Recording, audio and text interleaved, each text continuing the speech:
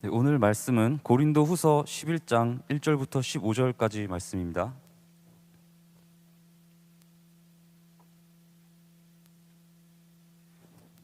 원하건대 너희는 나의 좀 어리석은 것을 용납하라. 청하건대 나를 용납하라. 내가 하나님의 열심으로 너희를 위하여 열심을 내노니 내가 너희를 정결한 처녀로 한 남편인 그리스도께 드리려고 중매함이로다. 그러나 나는 뱀이 그 간계로 하와를 미혹한 것 같이 너희 마음이 그리스도를 향하는 진실함과 깨끗함에서 떠나 부패할까 두려워하노라.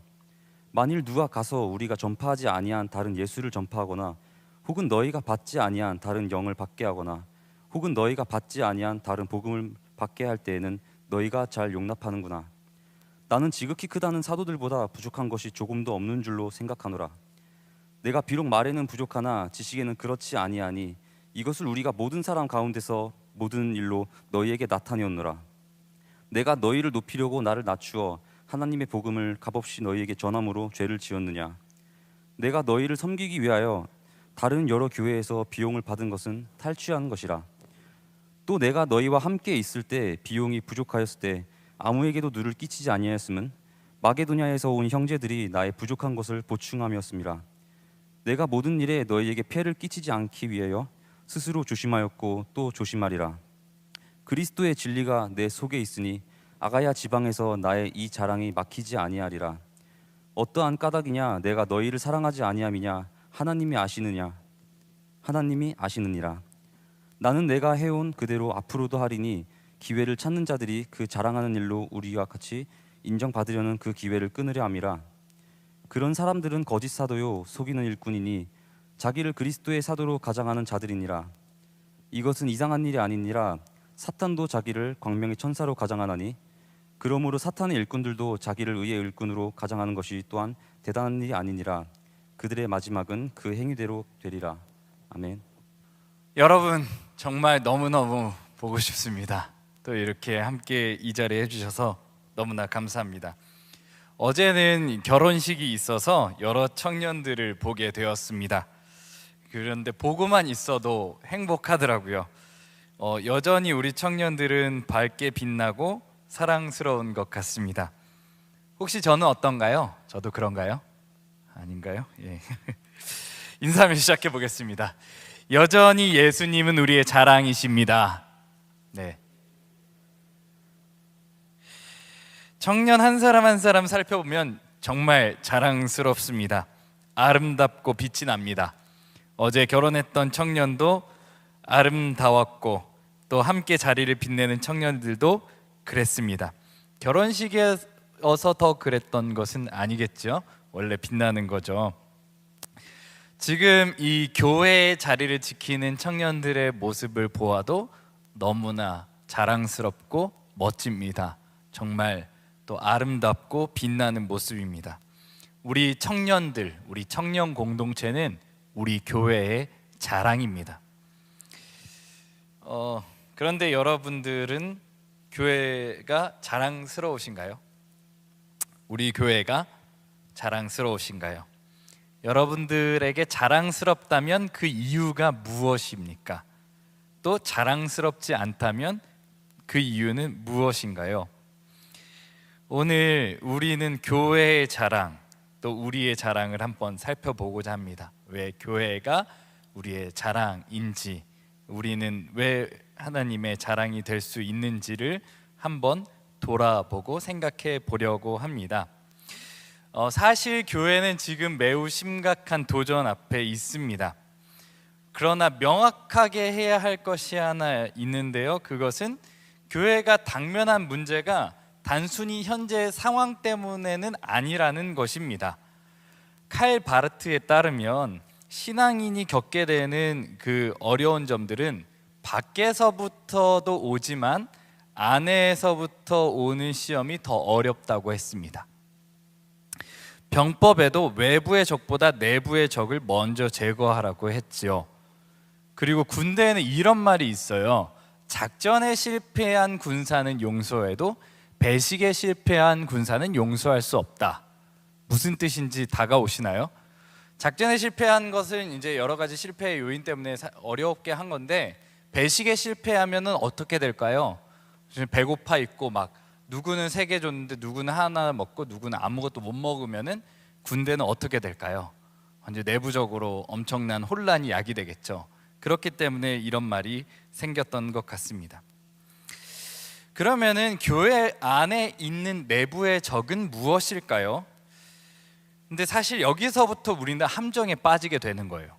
내부의 적이 누구인지를 생각하면 누군가를 정하긴 해야 되거든요. 그렇죠? 교회 안에 누가 적일까요? 윤리적 결함이나 문제가 있는 교역자, 목회자일까요? 여러 가지 사상 및 정치적 활동으로 교회를 시끄럽게 하는 사람일까요? 교만한 사람일까요? 목소리가 강하고 주장이 강한 사람들이 문제일까요? 자신의 주장을 고집하고 보수적인 생각을 관철시키는 사람들이 문제일까요? 이러한 사람들이 교회를 어느 정도는 어지럽힐 수 있습니다.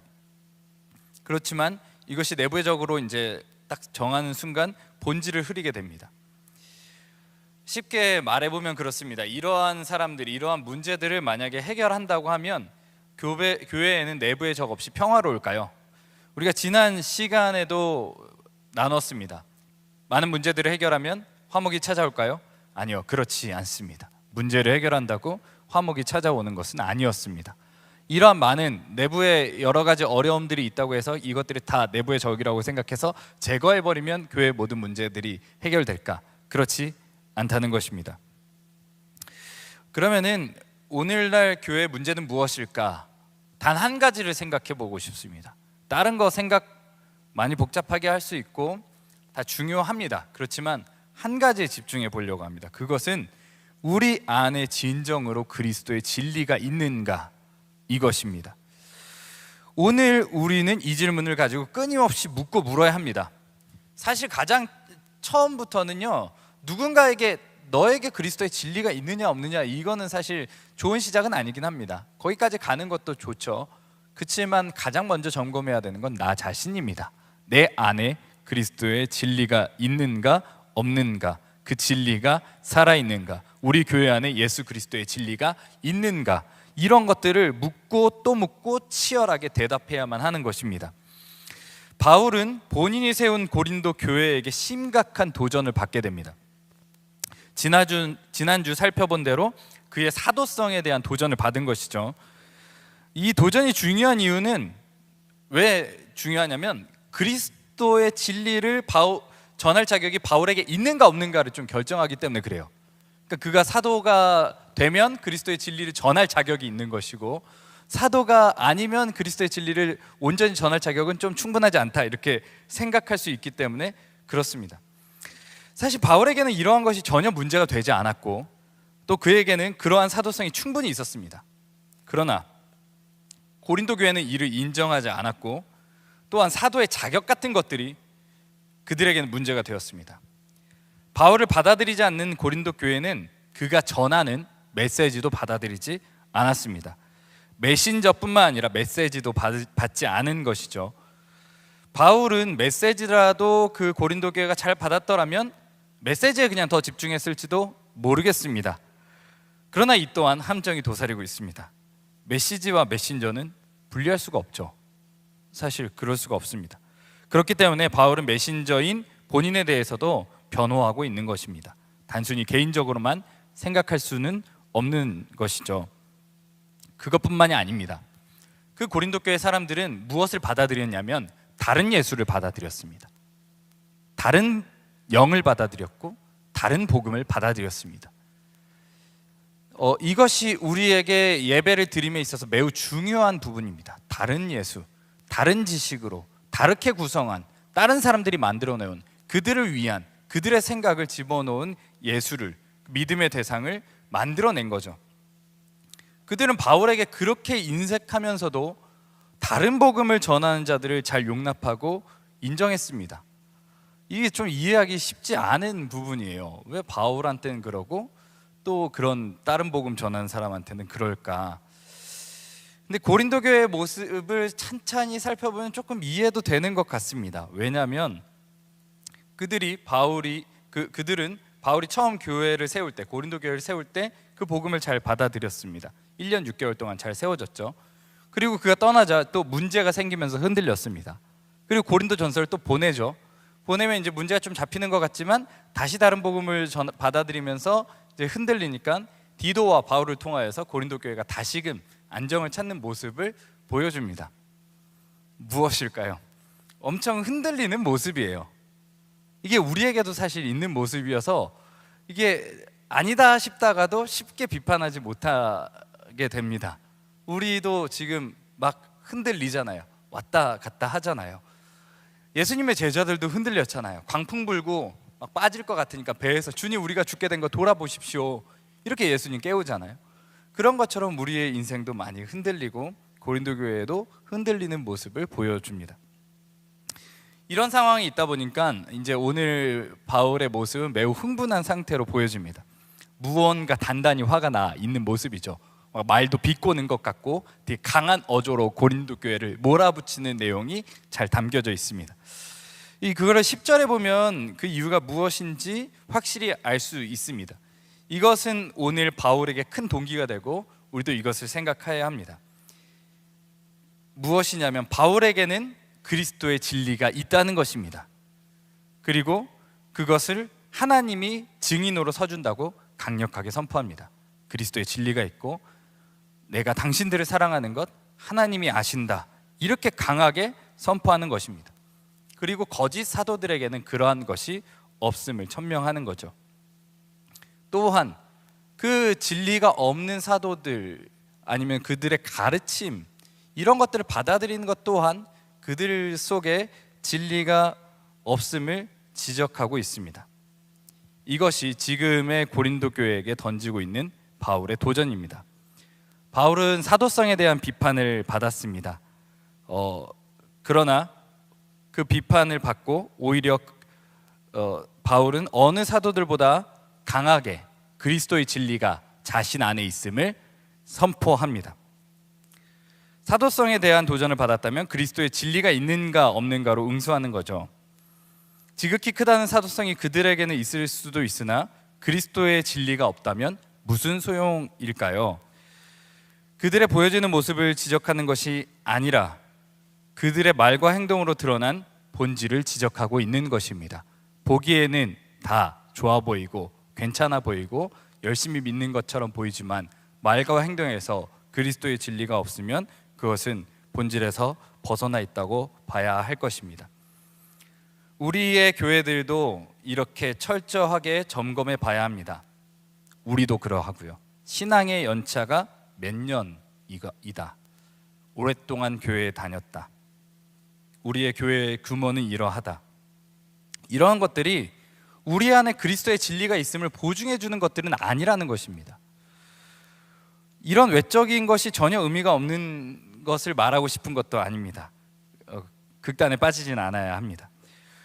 우리가 집중하는 것은 우리 안에, 우리 자신 안에, 교회 안에 그리스도가 있는가 없는가를 살펴봐야 한다는 것입니다. 중요한 것은 이거예요. 우리 안에 그리스도의 진리가 있는가 없는가죠. 근데 이렇게 살펴봤는데 이제 대답이 이제 좀 나올 거 아니에요. 우리가 살펴보면 우리 안에 그리스도의 진리가 있는가 없는가를 살펴보면 또 누군가의 그리스도의 진리가 없는가를 살펴보면 대답이 나오죠. 그러면 이제 좀 살펴보니까 나에게는 그리스도의 진리가 없는 것 같다. 누군가에는 그리스도의 진리가 없는 것 같은데 우리 교회 안에도 그리스도의 진리를 좀 떠나 있는 거 아닐까? 이런 것들이 이제 말과 행동에서 드러난다고 해봅시다.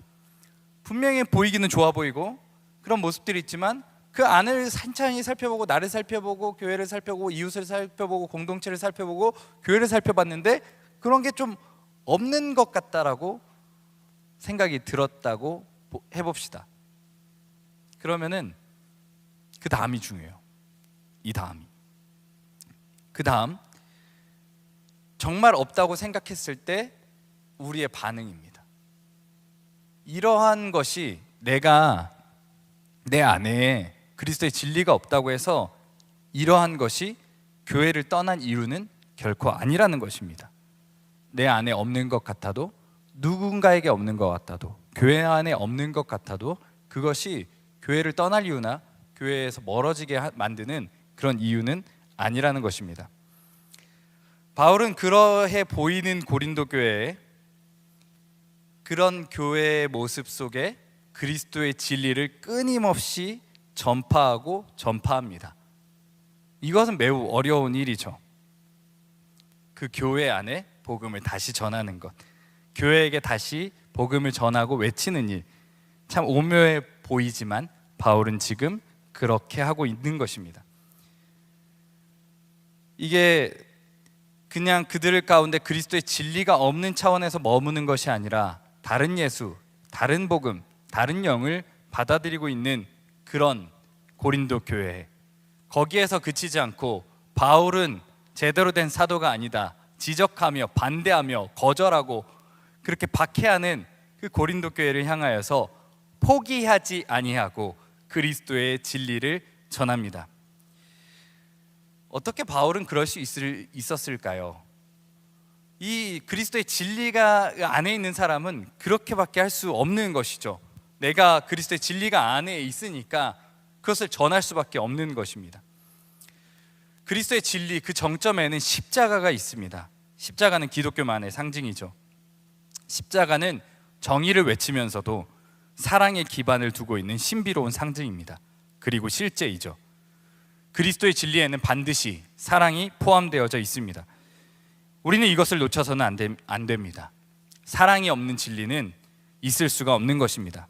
바울은 다른 어떤 것도 아니고 이것을 자랑하고 있습니다. 그리스도의 진리가 그의 안에 있다는 것, 우리 안에 있다는 것, 이것이 바울의 자랑이었습니다. 교회 안에서 자랑해야 할 것은 이것입니다. 고린도전서 1장 31절에도 이렇게 되어 있습니다. 자랑하는 자는 주 안에서 자랑하라. 이것을 다르게 번역하면 이렇게 번역해요. 주만 자랑하라. 이렇게 번역하죠. 그렇다면 그리스도의 진리가 우리 안에 있다는 실제적인 자랑의 의미는 무엇일까요? 편가르기를 하는 걸까요? 나는 있고 너는 없다. 나는 자랑하는 그리스도가 있다. 나는 그리스도의 진리가 있으니까 너네랑 좀 다르다. 너네는 이런 게 없지. 그래서 너네는 안 되는 걸 거야. 그러니까 우리는 진리가 있으니까 우리가 하고 싶은 대로 해도 돼. 그 주님의 뜻이면 이렇게 살아도 되는 거야. 이렇게 하면서 있는 사람 없는 사람을 편 가르는 것, 이것은 결코 주님의 뜻이 아닐 것입니다. 그리스도의 진리가 추구하는 것도 아니겠죠. 예수천당, 불신지옥 8글자로 외치는 복음에서 세상 사람들이 느끼는 것은 이와 같지 않을까 생각해 봅니다. 오히려 그리스도의 진리가 있는 사람은 이렇게 간단하고 쉬운 말, 사랑이 있어 너네 믿어야 돼, 믿으면 구원받아, 이런 말이 아니라 어렵고 복잡하고 괴로운 바울의 길을 따르게 될 것입니다. 더욱 기도하고 그 길을 따르고 싶어서 안간힘을 쓰고 그 길을 갈 것입니다. 바울을 넘어서 더 어렵고 힘든 길을 가셨던 예수님을 따르고자 하는 마음들이 그들 마음속에 있을 것입니다. 그리스도의 진리가 있는 사람은 그렇게 그 길을 가려고 할 것입니다. 우리가 그리스도의 진리가 안에 있어서 자랑하는 이유는 우리를 구원해주는 보증수표이기 때문에 자랑하는 것은 결코 아닙니다. 그리스도의 진리는 당연히 우리를 구원으로 인도해주는 아주 아름다운 진리이고 또 능력입니다. 그 진리는 우리를 하나님의 나라로 인도하는 것이 맞습니다. 그러나 자랑의 이유는 거기에 있지 않습니다. 오히려 그것을 겸손히 받아들이고 참회하며 그 길을 걷게 되는 것입니다. 여러분, 그리스도의 진리는 하나님의 사랑으로 이끌어 줍니다. 여러 가지 이유들에도 불구하고 세상을 품고 세상을 사랑하게 만들며 우리의 적대자를 어떻게 품을지, 어떻게 그리스도께 인도할 수 있을지를 고민하게 만듭니다. 이것이 복음의 능력입니다.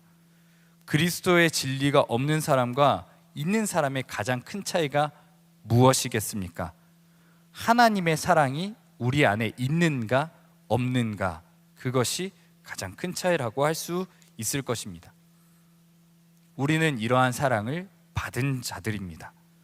이것을 결코 놓쳐서는 안 될 것입니다. 바울은 이상하리만치 이것에 집중하고 이것을 전하기 위해서 노력하고 또 노력합니다. 자신의 그런 보수도, 돈도 받지 않고 사도성에 대한 도전도, 적대에 대한 반응도, 그의 출신 배경도, 당시의 수사학적인 기교도 다 내려놓고 어떻게든 그리스도의 진리, 하나님의 사랑을 전하고 그것을 붙잡기 위해 발버둥 칩니다. 우리는 오늘 말씀 가운데서 이것을 보아야겠습니다. 여러분, 우리가 이것을 자랑할 수 있는 이유는 무엇입니까? 우리가 이와 같은 능력을 행할 수 있는 것은 무엇이겠습니까? 바울이 고린도 교회를 품는 것이 무엇입니까? 예수 그리스도께서 십자가를 가실 수 있는 것이 무엇이겠습니까? 다른 것이 없습니다. 하나님의 사랑입니다. 하나님의 사랑이 그 안에 있고 경험이 있고 받은 은혜가 있고 그 사랑이 너무나 커서 그 길을 갈 수밖에 없는 것이 그리스도의 진리가 있는 사람들의 그 길이라고 할 수 있습니다. 그 고린도 교회는 그리스도의 진리를 전하는 바울을 받아들이지 않았습니다. 적대했고 반대했습니다. 근데 고린도 교회도 그러한 모습을 보였지만 바울도 그러한 모습을 보인 적이 있습니다. 바울은 사실 더 심했죠. 그는 예수를 믿는 자들을 핍박하고 박해했습니다. 당대 최고의 복음 전파자인 스데반 집사를 죽일 때도 그 자리에서 동참했습니다. 바울은 사울이라는 이름으로 기독교 박해의 선두주자였습니다. 그런 그가 다메섹에서 예수 그리스도를 영접하고 회심하여서 이 강력한 복음 전파자가 되었다는 것은 참 신비로운 일입니다. 교회가 이렇게 세워져 갔습니다. 오늘날의 교회의 모습을 보면 여러분들은 어떤 마음이 드는지 잘 모르겠습니다. 사랑하는 마음도 있고 또 아쉬운 마음도 있지 않을까요? 지금의 교회를 품는 것은 우리에게 매우 어려워 보입니다. 교회의 모습들 보면은 이러한 것들은 너무나 좋은 모습이지만 다른 모습들, 또 부끄러운 모습들, 그런 또 독단적인 모습들을 보면은 우리의 마음이 쉬 떠나게 됩니다. 그래서 우리의 교회를 사랑하는 것, 우리의 교회를 품는 것은 매우 어려운 일이죠. 저도 청년들을 향해서 그렇게 하라고 말하기는 어렵습니다. 여러분들 교회를 품으십시오. 여러분들의 이웃을, 여러분들이 더욱더 어려워하는 사람들에게 사랑을 전하십시오. 그들을 용서하십시오. 이런 말들을 쉽게 못하겠습니다. 근데 제가 그래도 여러분들에게 하고 싶은 말은 이것입니다. 우리 안에 그리스도의 진리가 있는지 한번 확인해 보자는 것입니다. 다시 말해서 하나님의 사랑을 경험했고 그것을 인정하며 그것을 고백하고 있는가, 그렇게 우리가 살아내려고 발버둥 치고 있는가, 이것을 한번 바라보자는 것입니다. 그리스도의 진리가 없이는 우리가 교회에서 살아가건 세상에서 살아가건 이 삶을 통과하기는 매우 어려울 것입니다. 그러나 그리스도의 진리가, 그리스도의 사랑이 우리 안에 살아서 숨쉬는 사람들에게는 반드시 끊이지 않는 자랑이 있을 것이고 그 안에 그리스도의 사랑이 있을 것입니다.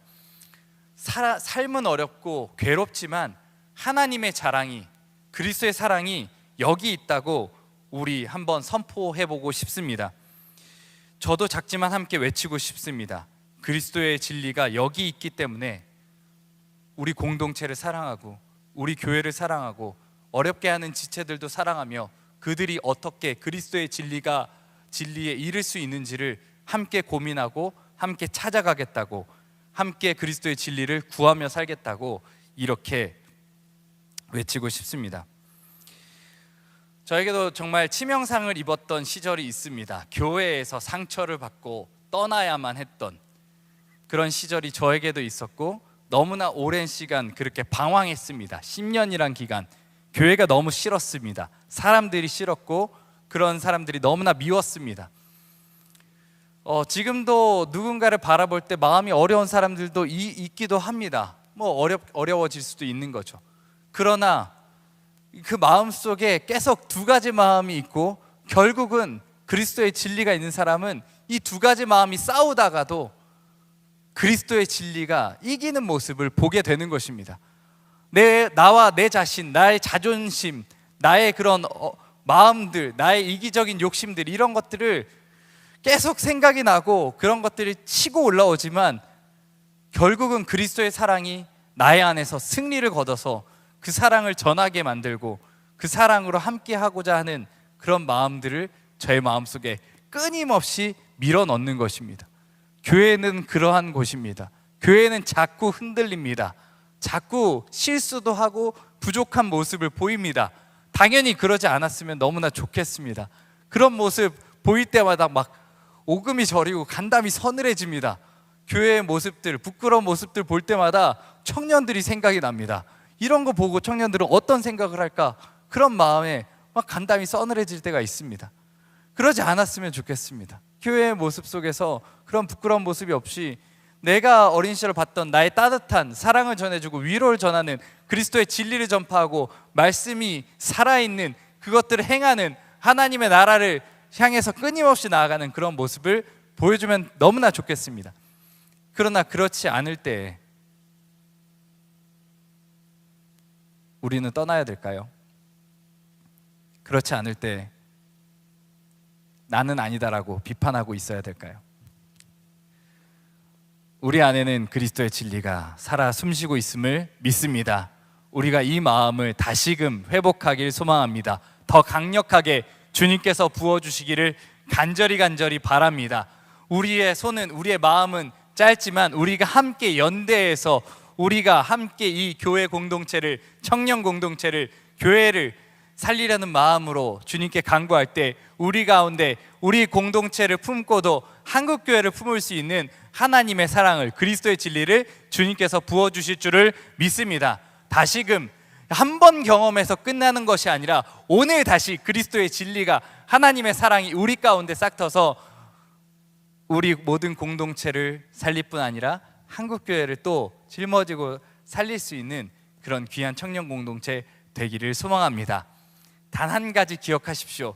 살리기 위해선 우리가 먼저 살아야 합니다. 누군가에게 사랑을 전하기 위해선 우리가 먼저 주님께 사랑을 받아야 합니다. 그리스도의 진리를 전하기 위해선 우리 가운데 진리가 있어야 하는 것입니다. 그 진리에 우리 가운데 그 사모하는 마음을 가지고 주님께 나아가는 우리 모든 청년 공동체 되기를 간절히 소망합니다.